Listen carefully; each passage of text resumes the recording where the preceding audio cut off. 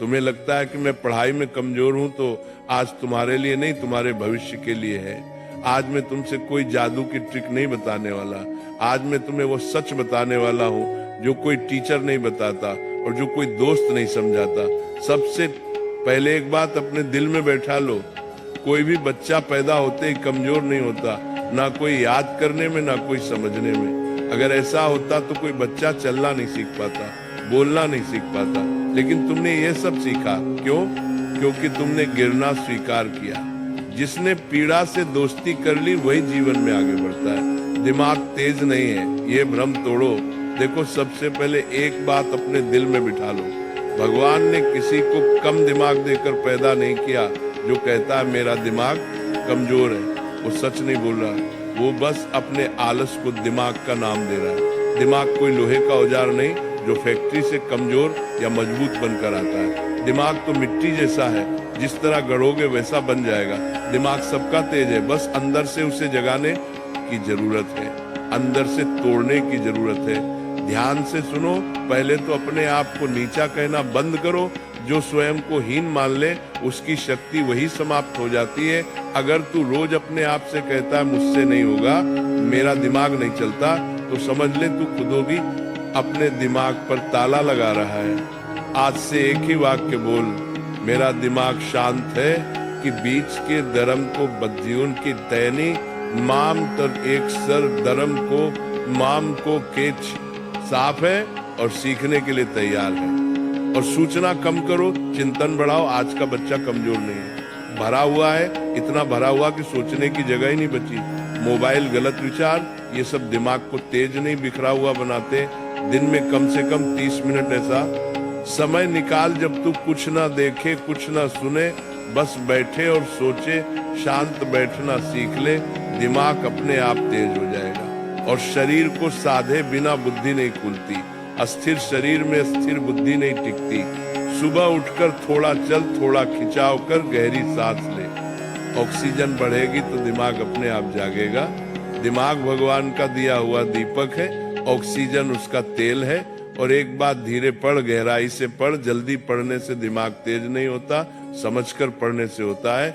एक पेज पढ़ लेकिन उसे महसूस कर, जो पढ़ा है उसे मन में दोहराने की कोशिश कर। याद रखना, दिमाग स्पीड से नहीं स्पष्टता से तेज होता है। आखिरी और एक बात, सोने से पहले मन को शुद्ध करो। रात को सोने से पहले फोन नहीं, डर नहीं, चिंता नहीं, बस एक बात सोच, आज मैंने कुछ सीखा है। सोने से पहले का विचार दिमाग की जड़ में उतरता है। जो बीज रात को बोया जाएगा वही बुद्धि बनकर उगेगा। दिमाग तेज होने का मतलब सिर्फ सवाल हल करना नहीं होता। दिमाग तेज तब होता है जब तू हार के बाद भी खड़ा होने का फैसला कर ले। जब तू कहे समय लगेगा लेकिन मैं सीख जाऊंगा। यही भाव, यही विश्वास, यही साधना तुझे दूसरों से अलग बनाएगी। भगवान बाहर नहीं है, तेरी बुद्धि में बैठे हैं। बस उसे शांत कर, साफ कर और भरोसा कर। तेरा दिमाग तेज है, बस अब तू उसे पहचान। जब तुम्हें कोई चैप्टर समझ नहीं आता तो तुम क्या करते हो? कॉपी बंद, किताब अलग। यहीं से कमजोरी शुरू होती है। कमजोरी दिमाग में नहीं होती, कमजोरी भागने की आदत में होती है। अगर कोई बच्चा ये सोच ले कि मुझसे नहीं होगा तो सच में नहीं होगा। लेकिन अगर वही बच्चा दांत भींचकर ये बोले आज नहीं समझ आया लेकिन मैं छोड़ूंगा, नहीं तो दुनिया की कोई ताकत उसे रोक नहीं सकती। अब ध्यान से सुन, पढ़ाई में तेज बनने का रास्ता आराम से नहीं निकलता।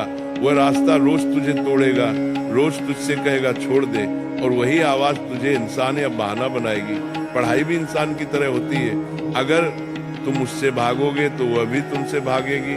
अगर तुम उसे समय दोगे तो वह तुम्हें रिजल्ट देगी। सुनो, तेज बनने का रास्ता आराम से नहीं जाता, वह दर्द से होकर जाता है। वह दर्द जब मन करेगा कि उठ जाओ लेकिन तुम बैठे रहोगे।